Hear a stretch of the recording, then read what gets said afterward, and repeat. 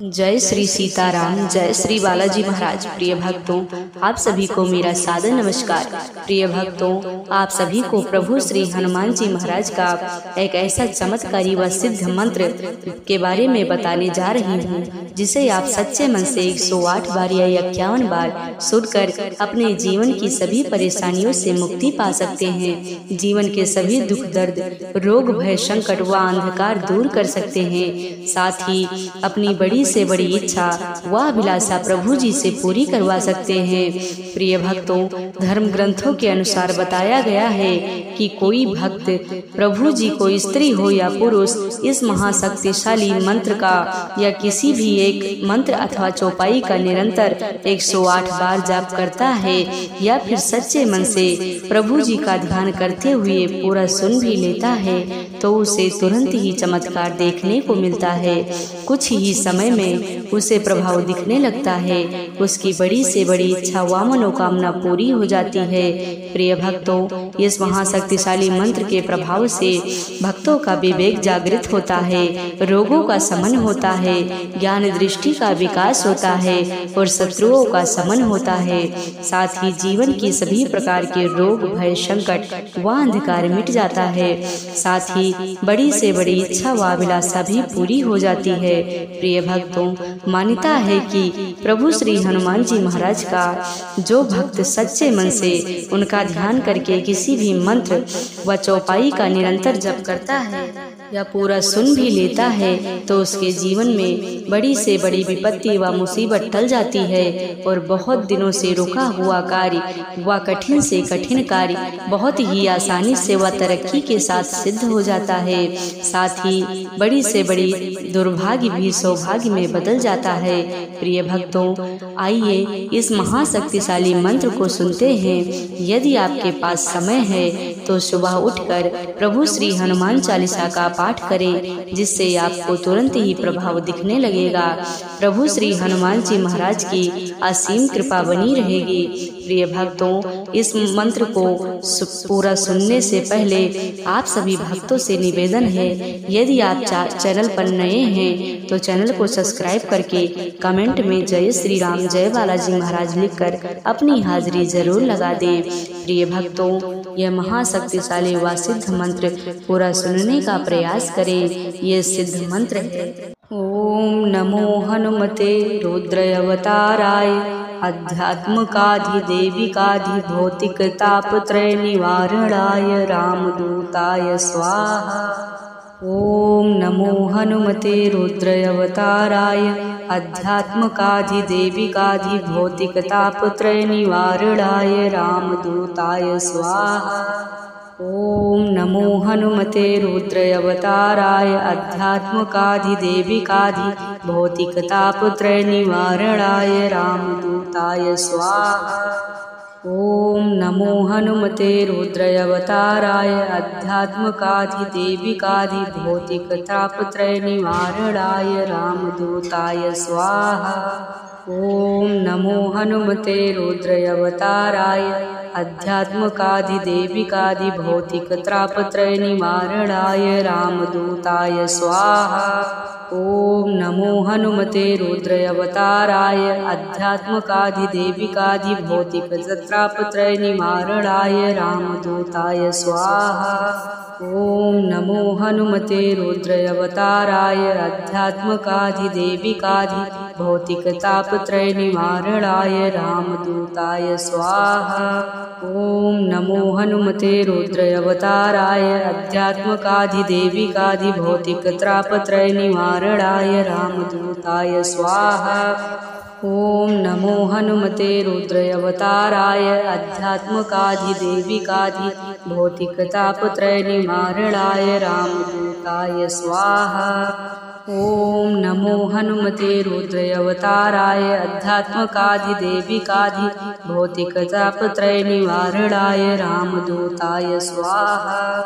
ओम नमो हनुमते रुद्रावताराय आध्यात्मकाधिदेविकाधि भौतिकतापत्रय निवारणाय रामदूताय स्वाहा। ओम नमो हनुमते रुद्रावताराय आध्यात्मकाधिदेविकाधि भौतिकतापत्रय निवारणाय रामदूताय रामदूताय स्वाहा। ओम नमो हनुमते रुद्रावताराय अध्यात्मकाधिदेविकाधि भौतिकत्रापत्रय निवारणाय रामदूताय स्वाहा। ओम नमो हनुमते रुद्रावताराय अध्यात्मकाधिदेविकाधि भौतिकत्रापत्रय निवारणाय रामदूताय स्वाहा। ओम नमो हनुमते रुद्रावताराय अध्यात्मकाधिदेविकाधि भौतिकत्रापत्रय निवारणाय रामदूताय स्वाहा। ओम नमो हनुमते रुद्रावताराय अध्यात्मकाधिदेविकाधि भौतिकत्रापत्रय निवारणाय रामदूताय स्वाहा। ओम नमो हनुमते रुद्रावताराय अध्यात्मकाधिदेविकाधि भौतिकत्रापत्रय निवारणाय रामदूताय स्वाहा। ओम नमो हनुमते रुद्रावताराय अध्यात्मकाधिदेविकाधि भौतिकतापत्रय निवारणाय रामदूताय स्वाहा। ओम नमो हनुमते रुद्रावताराय अध्यात्मकाधिदेविकाधि भौतिकतापत्रय निवारणाय रामदूताय स्वाहा। ओम नमो हनुमते रुद्रावताराय अध्यात्मकाधिदेविकाधि भौतिकतापत्रय निवारणाय रामदूताय स्वाहा। ओम नमो हनुमते रुद्रावताराय अध्यात्मकाधिदेविकाधि भौतिकतापत्रय निवारणाय रामदूताय स्वाहा। ओम नमो हनुमते रुद्रावताराय अध्यात्मकाधिदेविकाधि भौतिकत्रापत्रय निवारणाय रामदूताय स्वाहा। ओम नमो हनुमते रुद्रावताराय अध्यात्मकाधिदेविकाधि भौतिकत्रापत्रय निवारणाय रामदूताय स्वाहा। ओम नमो हनुमते रुद्रावताराय अध्यात्मकाधिदेविकाधि भौतिकतापत्रय निवारणाय रामदूताय स्वाहा। ओम नमो हनुमते रुद्रावताराय अध्यात्मकाधिदेविकाधि भौतिकत्रापत्रय निवारणाय रामदूताय स्वाहा। ओम नमो हनुमते रुद्रावताराय अध्यात्मकाधिदेविकाधि भौतिकतापत्रय निवारणाय रामदूताय स्वाहा। ओम नमो हनुमते रुद्रावताराय अध्यात्मकाधिदेविकाधि भौतिकतापत्रय निवारणाय रामदूताय स्वाहा। ओम नमो हनुमते रुद्रावताराय अध्यात्मकाधिदेविकाधि भौतिकत्रापत्रय निवारणाय रामदूताय स्वाहा। ओम नमो हनुमते रुद्रावताराय अध्यात्मकाधिदेविकाधि भौतिकत्रापत्रय निवारणाय रामदूताय स्वाहा। ओम नमो हनुमते रुद्रावताराय अध्यात्मकाधिदेविकाधि भौतिकत्रापत्रय निवारणाय रामदूताय स्वाहा। ओम नमो हनुमते रुद्रावताराय अध्यात्मकाधिदेविकाधि भौतिकत्रापत्रय निवारणाय रामदूताय स्वाहा। ओम नमो हनुमते रुद्रावताराय अध्यात्मकाधिदेविकाधि भौतिकत्रापत्रय निवारणाय रामदूताय स्वाहा। ओम नमो हनुमते रुद्रावताराय अध्यात्मकाधिदेविकाधि भौतिकत्रापत्रय निवारणाय रामदूताय स्वाहा। ओम नमो हनुमते रुद्रावताराय अध्यात्मकाधिदेविकाधि भौतिकत्रापत्रय निवारणाय रामदूताय स्वाहा। ओम नमो हनुमते रुद्रावताराय अध्यात्मकाधिदेविकाधि भौतिकतापत्रय निवारणाय रामदूताय स्वाहा। ओम नमो हनुमते रुद्रावताराय अध्यात्मकाधिदेविकाधि भौतिकतापत्रय निवारणाय रामदूताय स्वाहा। ओम नमो हनुमते रुद्रावताराय अध्यात्मकाधिदेविकाधि भौतिकतापत्रय निवारणाय रामदूताय स्वाहा। ॐ नमो हनुमते रुद्रावताराय आध्यात्मकाधिदेविकाधिभौतिकतापत्रयनिवारणाय रामदूताय स्वाहा। ॐ नमो हनुमते रुद्रावताराय आध्यात्मकाधिदेविकाधिभौतिकतापत्रयनिवारणाय रामदूताय स्वाहा। ॐ नमो हनुमते रुद्रावताराय आध्यात्मकाधिदेविकाधिभौतिकतापत्रयनिवारणाय रामदूताय स्वाहा। ॐ नमो हनुमते रुद्रावताराय आध्यात्मकाधिदेविकाधिभौतिकतापत्रयनिवारणाय रामदूताय स्वाहा। ॐ नमो हनुमते रुद्रावताराय आध्यात्मकाधिदेविकाधिभौतिकतापत्रयनिवारणाय रामदूताय स्वाहा। ॐ नमो हनुमते रुद्रावताराय आध्यात्मकाधिदेविकाधिभौतिकतापत्रयनिवारणाय रामदूताय स्वाहा। ॐ नमो हनुमते रुद्रावताराय आध्यात्मकाधिदेविकाधिभौतिकतापत्रयनिवारणाय रामदूताय स्वाहा। ॐ नमो हनुमते रुद्रावताराय आध्यात्मकाधिदेविकाधिभौतिकतापत्रयनिवारणाय रामदूताय स्वाहा। ॐ नमो हनुमते रुद्रावताराय आध्यात्मकाधिदेविकाधिभौतिकतापत्रयनिवारणाय रामदूताय स्वाहा। ॐ नमो हनुमते रुद्रावताराय आध्यात्मकाधिदेविकाधिभौतिकतापत्रयनिवारणाय रामदूताय स्वाहा। ॐ नमो हनुमते रुद्रावताराय आध्यात्मकाधिदेविकाधिभौतिकतापत्रयनिवारणाय रामदूताय स्वाहा। ॐ नमो हनुमते रुद्रावताराय आध्यात्मकाधिदेविकाधिभौतिकतापत्रयनिवारणाय रामदूताय स्वाहा। ॐ नमो हनुमते रुद्रावताराय आध्यात्मकाधिदेविकाधिभौतिकतापत्रयनिवारणाय रामदूताय स्वाहा। ॐ नमो हनुमते रुद्रावताराय आध्यात्मकाधिदेविकाधिभौतिकतापत्रयनिवारणाय रामदूताय स्वाहा। ॐ नमो हनुमते रुद्रावताराय आध्यात्मकाधिदेविकाधिभौतिकतापत्रयनिवारणाय रामदूताय स्वाहा। ॐ नमो हनुमते रुद्रावताराय आध्यात्मकाधिदेविकाधिभौतिकतापत्रयनिवारणाय रामदूताय स्वाहा। ॐ नमो हनुमते रुद्रावताराय आध्यात्मकाधिदेविकाधिभौतिकतापत्रयनिवारणाय रामदूताय स्वाहा। ॐ नमो हनुमते रुद्रावताराय आध्यात्मकाधिदेविकाधिभौतिकतापत्रयनिवारणाय रामदूताय स्वाहा। ॐ नमो हनुमते रुद्रावताराय आध्यात्मकाधिदेविकाधिभौतिकतापत्रयनिवारणाय रामदूताय स्वाहा। ॐ नमो हनुमते रुद्रावताराय आध्यात्मकाधिदेविकाधिभौतिकतापत्रयनिवारणाय रामदूताय स्वाहा। ॐ नमो हनुमते रुद्रावताराय आध्यात्मकाधिदेविकाधिभौतिकतापत्रयनिवारणाय रामदूताय स्वाहा। ॐ नमो हनुमते रुद्रावताराय आध्यात्मकाधिदेविकाधिभौतिकतापत्रयनिवारणाय रामदूताय स्वाहा।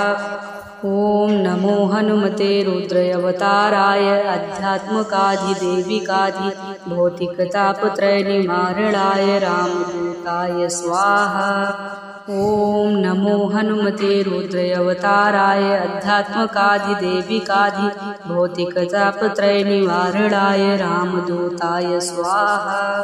ॐ नमो हनुमते रुद्रावताराय आध्यात्मकाधिदेविकाधिभौतिकतापत्रयनिवारणाय रामदूताय स्वाहा। ॐ नमो हनुमते रुद्रावताराय आध्यात्मकाधिदेविकाधिभौतिकतापत्रयनिवारणाय रामदूताय स्वाहा। ॐ नमो हनुमते रुद्रावताराय आध्यात्मकाधिदेविकाधि भौतिकत्रापत्रयनिवारणाय रामदूताय स्वाहा। ॐ नमो हनुमते रुद्रावताराय आध्यात्मकाधिदेविकाधि भौतिकत्रापत्रयनिवारणाय रामदूताय स्वाहा। ॐ नमो हनुमते रुद्रावताराय आध्यात्मकाधिदेविकाधि भौतिकत्रापत्रयनिवारणाय रामदूताय स्वाहा। ॐ नमो हनुमते रुद्रावताराय आध्यात्मकाधिदेविकाधि भौतिकत्रापत्रयनिवारणाय रामदूताय स्वाहा।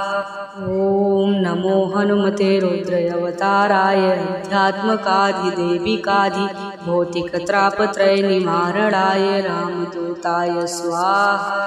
ॐ नमो हनुमते रुद्रावताराय आध्यात्मकाधिदेविकाधि भौतिकतापत्रयनिवारणाय रामदूताय स्वाहा। ॐ नमो हनुमते रुद्रावताराय आध्यात्मकाधिदेविकाधि भौतिकतापत्रयनिवारणाय रामदूताय स्वाहा। ॐ नमो हनुमते रुद्रावताराय आध्यात्मकाधिदेविकाधि भौतिकतापत्रयनिवारणाय रामदूताय स्वाहा। ॐ नमो हनुमते रुद्रावताराय आध्यात्मकाधिदेविकाधि भौतिकतापत्रयनिवारणाय रामदूताय स्वाहा। ॐ नमो हनुमते रुद्रावताराय आध्यात्मकाधिदेविकाधि भौतिकत्रापत्रयनिवारणाय रामदूताय स्वाहा। ॐ नमो हनुमते रुद्रावताराय आध्यात्मकाधिदेविकाधि भौतिकत्रापत्रयनिवारणाय रामदूताय स्वाहा। ॐ नमो हनुमते रुद्रावताराय आध्यात्मकाधिदेविकाधि भौतिकतापत्रयनिवारणाय रामदूताय स्वाहा। ॐ नमो हनुमते रुद्रावताराय आध्यात्मकाधिदेविकाधि भौतिकत्रापत्रयनिवारणाय रामदूताय स्वाहा। ॐ नमो हनुमते रुद्रावताराय आध्यात्मकाधिदेविकाधि भौतिकतापत्रयनिवारणाय रामदूताय स्वाहा। ॐ नमो हनुमते रुद्रावताराय आध्यात्मकाधिदेविकाधि भौतिकतापत्रयनिवारणाय रामदूताय स्वाहा।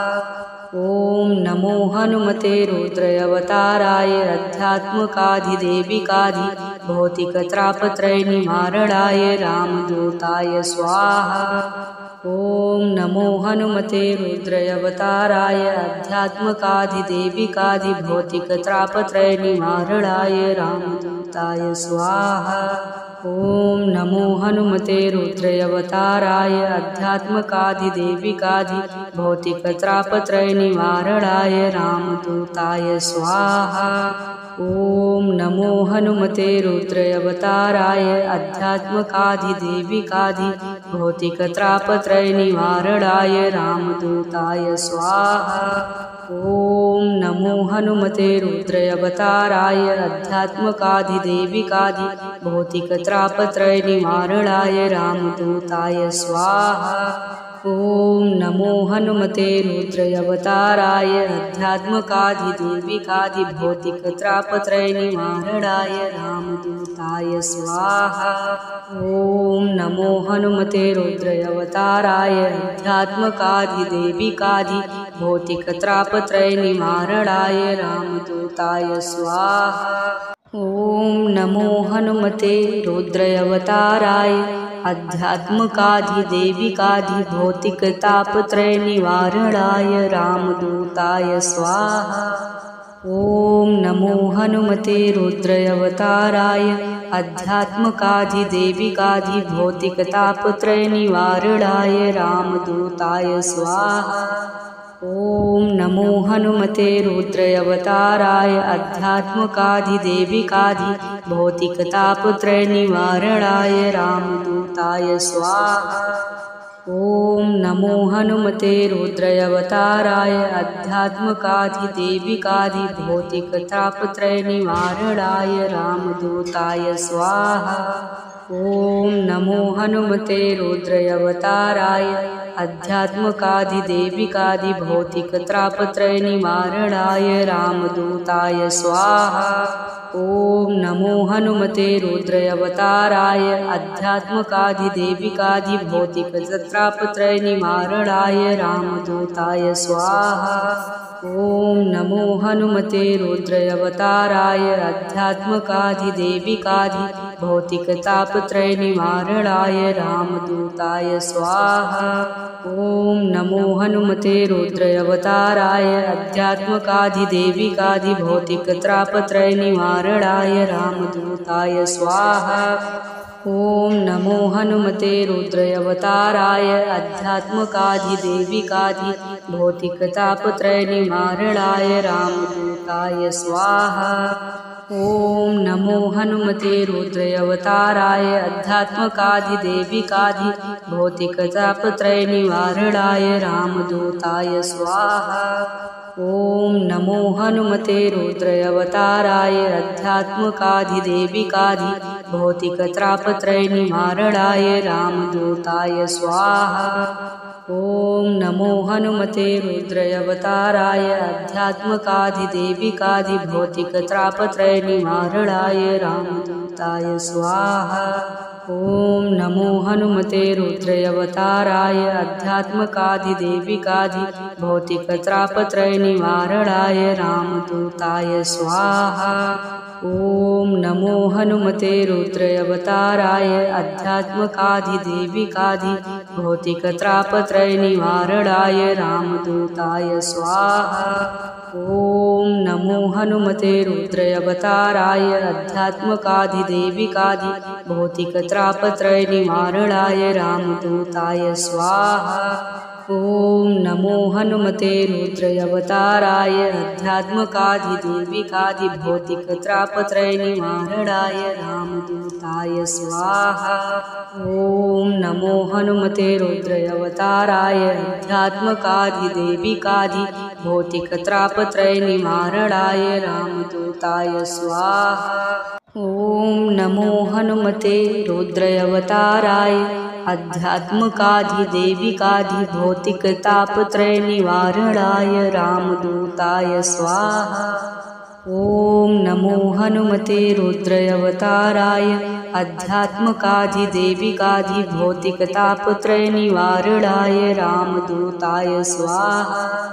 ॐ नमो हनुमते रुद्रावताराय आध्यात्मकाधिदेविकाधिभौतिकतापत्रयनिवारणाय रामदूताय स्वाहा।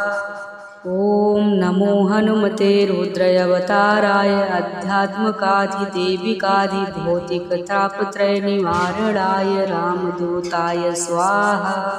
ॐ नमो हनुमते रुद्रावताराय आध्यात्मकाधिदेविकाधिभौतिकतापत्रयनिवारणाय रामदूताय स्वाहा।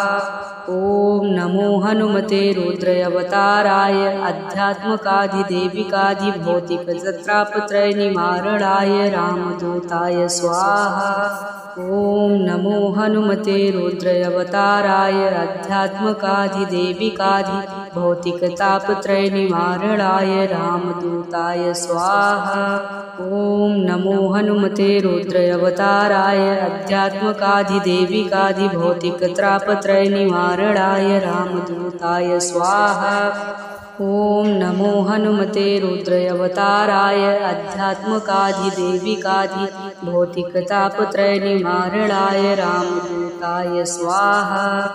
ॐ नमो हनुमते रुद्रावताराय आध्यात्मकाधिदेविकाधिभौतिकतापत्रयनिवारणाय रामदूताय स्वाहा। ॐ नमो हनुमते रुद्रावताराय आध्यात्मकाधिदेविकाधिभौतिकतापत्रयनिवारणाय रामदूताय स्वाहा। ॐ नमो हनुमते रुद्रावताराय आध्यात्मकाधिदेविकाधिभौतिकतापत्रयनिवारणाय रामदूताय स्वाहा। ॐ नमो हनुमते रुद्रावताराय अध्यात्मकाधिदेविकाधि भौतिकत्रापत्रयनिवारणाय रामदूताय स्वाहा। ॐ नमो हनुमते रुद्रावताराय अध्यात्मकाधिदेविकाधि भौतिकत्रापत्रयनिवारणाय रामदूताय स्वाहा। ॐ नमो हनुमते रुद्रावताराय अध्यात्मकाधिदेविकाधि भौतिकत्रापत्रयनिवारणाय रामदूताय स्वाहा। ॐ नमो हनुमते रुद्रावताराय अध्यात्मकाधिदेविकाधि भौतिकत्रापत्रयनिवारणाय रामदूताय स्वाहा। ॐ नमो हनुमते रुद्रावताराय अध्यात्मकाधिदेविकाधि भौतिकत्रापत्रयनिवारणाय रामदूताय स्वाहा। ॐ नमो हनुमते रुद्रावताराय अध्यात्मकाधिदेविकाधि भौतिकतापत्रयनिवारणाय रामदूताय स्वाहा। ॐ नमो हनुमते रुद्रावताराय अध्यात्मकाधिदेविकाधि भौतिकतापत्रयनिवारणाय रामदूताय स्वाहा। ॐ नमो हनुमते रुद्रावताराय अध्यात्मकाधिदेविकाधि भौतिकतापत्रयनिवारणाय रामदूताय स्वाहा। ॐ नमो हनुमते रुद्रावताराय अध्यात्मकाधिदेविकाधि भौतिकतापत्रयनिवारणाय रामदूताय स्वाहा।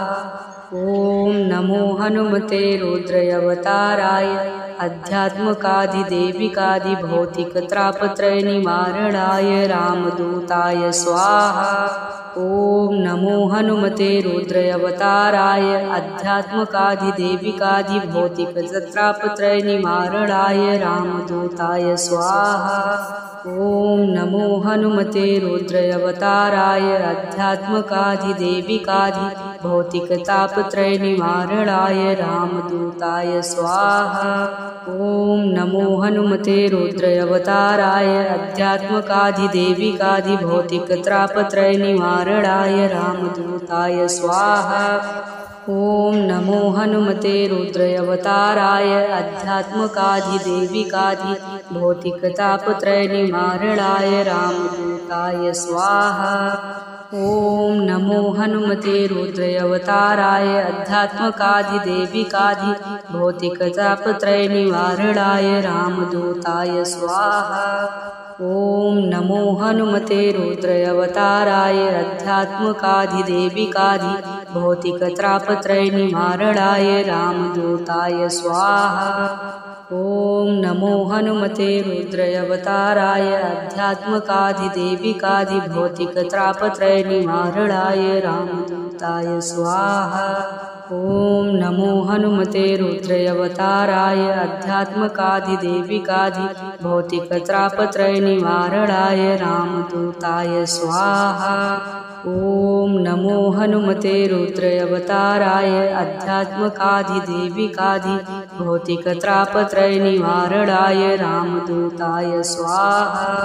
ॐ नमो हनुमते रुद्रावताराय अध्यात्मकाधिदेविकाधि भौतिकत्रापत्रयनिवारणाय रामदूताय स्वाहा। ॐ नमो हनुमते रुद्रावताराय अध्यात्मकाधिदेविकाधि भौतिकत्रापत्रयनिवारणाय रामदूताय स्वाहा। ॐ नमो हनुमते रुद्रावताराय अध्यात्मकाधिदेविकाधि भौतिकत्रापत्रयनिवारणाय रामदूताय स्वाहा। ॐ नमो हनुमते रुद्रावताराय अध्यात्मकाधिदेविकाधि भौतिकतापत्रयनिवारणाय रामदूताय स्वाहा। ॐ नमो हनुमते रुद्रावताराय अध्यात्मकाधिदेविकाधि भौतिकतापत्रयनिवारणाय रामदूताय स्वाहा। ॐ नमो हनुमते रुद्रावताराय अध्यात्मकाधिदेविकाधि भौतिकतापत्रयनिवारणाय रामदूताय स्वाहा।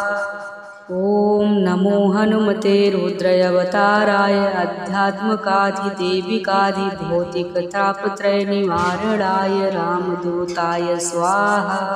ॐ नमो हनुमते रुद्रावताराय आध्यात्मकाधिदेविकाधिभौतिकतापत्रयनिवारणाय रामदूताय स्वाहा। ॐ नमो हनुमते रुद्रावताराय आध्यात्मकाधिदेविकाधिभौतिकतापत्रयनिवारणाय रामदूताय स्वाहा। ॐ नमो हनुमते रुद्रावताराय आध्यात्मकाधिदेविकाधिभौतिकतापत्रयनिवारणाय रामदूताय स्वाहा। ॐ नमो हनुमते रुद्रावताराय आध्यात्मकाधिदेविकाधिभौतिकतापत्रयनिवारणाय रामदूताय स्वाहा। ॐ नमो हनुमते रुद्रावताराय आध्यात्मकाधिदेविकाधिभौतिकतापत्रयनिवारणाय रामदूताय स्वाहा। ॐ नमो हनुमते रुद्रावताराय आध्यात्मकाधिदेविकाधिभौतिकतापत्रयनिवारणाय रामदूताय स्वाहा। ॐ नमो हनुमते रुद्रावताराय